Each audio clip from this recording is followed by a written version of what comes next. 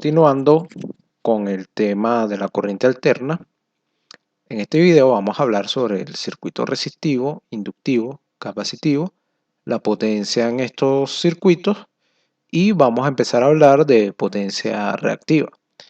Un circuito resistivo, para un circuito puramente resistivo, como en el de la figura, voltaje y corriente se encuentran en fase. Ya esto lo hemos dicho. Y el ángulo es igual a cero.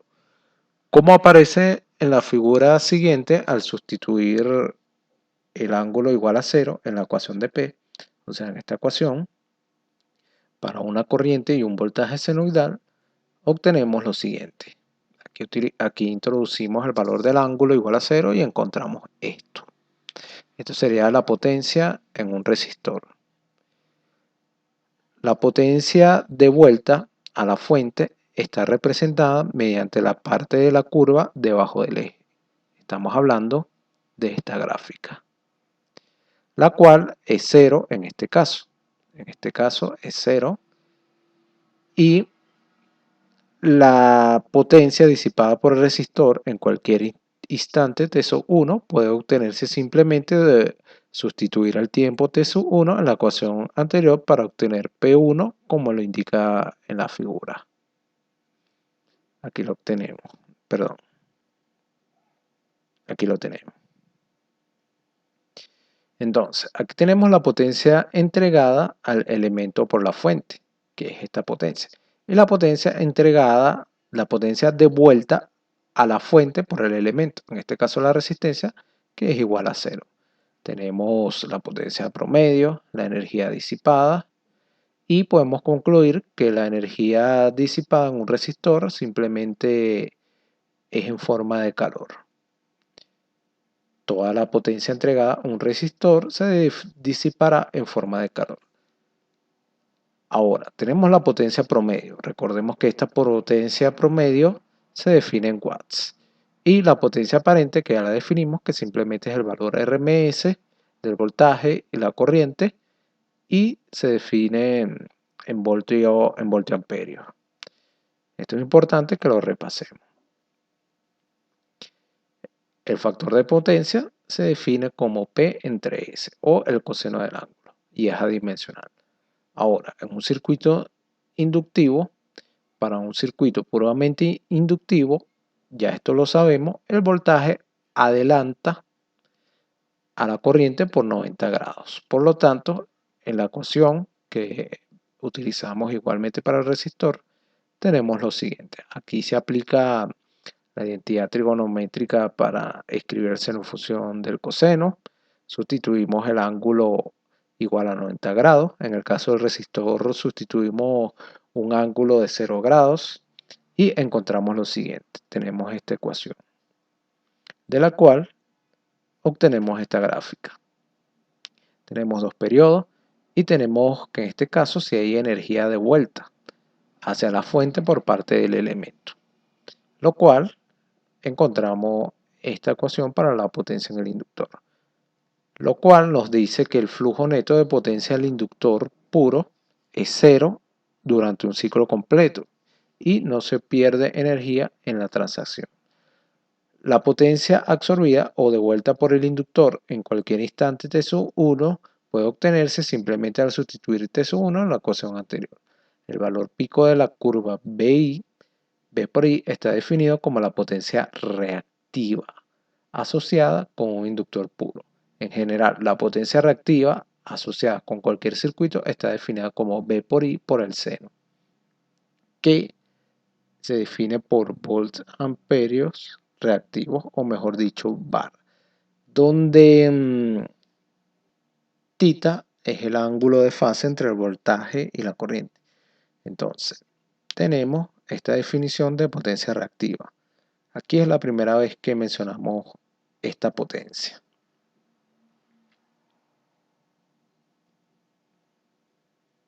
Para un circuito capacitivo, puramente capacitivo, la corriente adelanta el voltaje por 90 grados. Por consiguiente, en la ecuación anterior, al igual que el inductor, la misma ecuación que utilizamos para encontrar la del inductor, en este caso sustituimos el ángulo digita por 90 grados, o mejor dicho, menos 90, encontramos al aplicar las propiedades de la ecuación, escribir el coseno, sustituimos el menos 90, encontramos esta potencia. De lo cual vemos el siguiente gráfico. Tenemos potencia entregada al elemento por la fuente en un ángulo de menos 90, aquí un ángulo de menos 90, potencia de vuelta a la fuente por el elemento.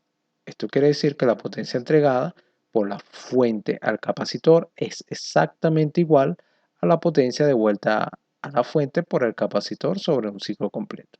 El flujo neto de potencia al capacitor puro de AL es 0 durante un ciclo completo. Entonces, la potencia reactiva asociada con el capacitor es igual al valor pico de la curva PC. La curva de esta ecuación PC. Aquí la tenemos. Y aquí tenemos que Q en un capacitor se define de esta forma. Recordemos que estos son voltios, amperios, o mejor dicho, var. Digámoslo así, voltio amperios reactivo igual a var. Ahora, repasando, tenemos que la potencia aparente se define de esta forma. Y este asterisco quiere decir conjugado, puesto que Z es igual a R más la reactancia, tenemos lo siguiente, que al multiplicar simplemente la potencia aparente sería P y Q, donde P y Q son la parte real imaginaria de la potencia compleja. Es decir, parte real tenemos potencia P y parte imaginaria tenemos potencia Q, que es potencia reactiva. P es la potencia promedio o real y depende de la resistencia de la carga R. Depende de la reactancia de la carga X y se llama Q, depende de la reactancia de la carga X y se llama potencia reactiva o en cuadratura. La potencia compleja es importante en el análisis de potencia a causa de que contiene toda la información correspondiente a la potencia recibida por una carga dada.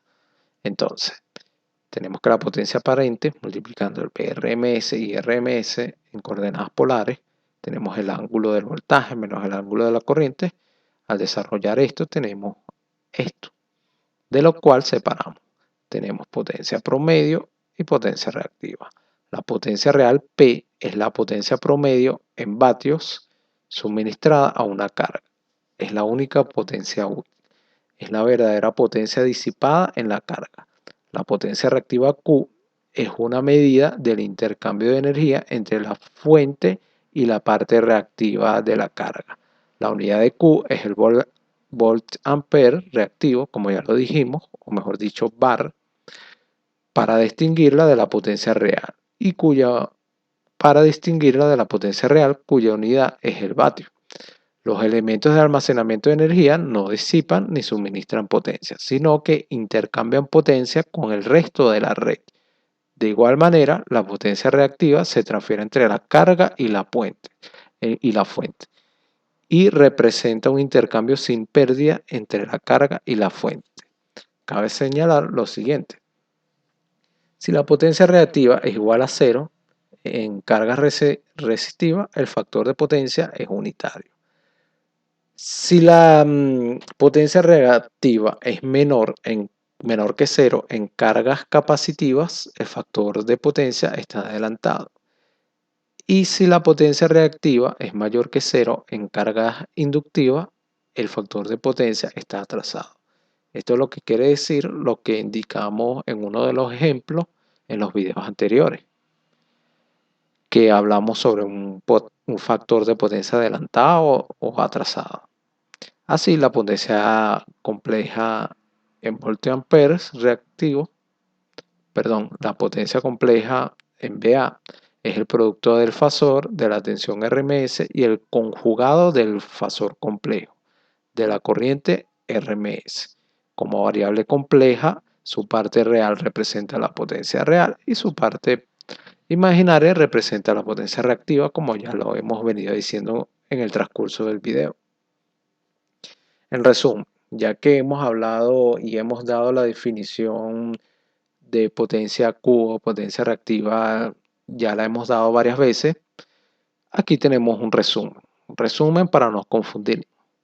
Tenemos la potencia compleja, se define como S es igual a P más JQ, que eso es igual a un medio del voltaje por la corriente conjugada, o mejor dicho, el valor voltaje RMS y corriente RMS y la diferencia entre los ángulos.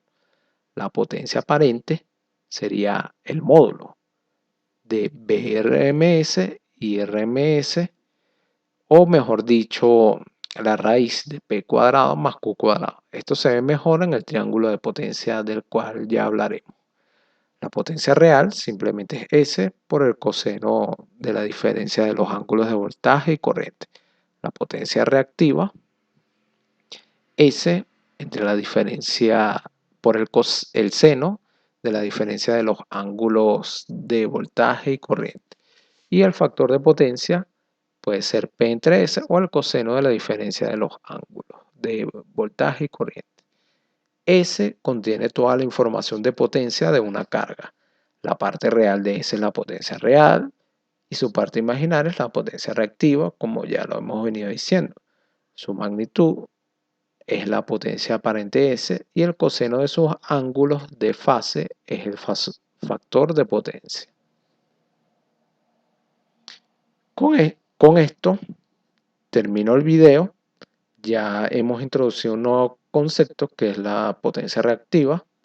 Ya tenemos un resumen de las potencias. Hasta ahora hemos hablado de potencia aparente, potencia promedio, potencia activa, potencia reactiva, potencia, potencia promedio y potencia instantánea. Ya teniendo claro estos conceptos, no deberíamos confundir cuando una potencia es en vatios, cuando una potencia es voltio amperio o cuando una potencia es en bar. Sin más nada que agregar, los invito a continuar en el próximo video.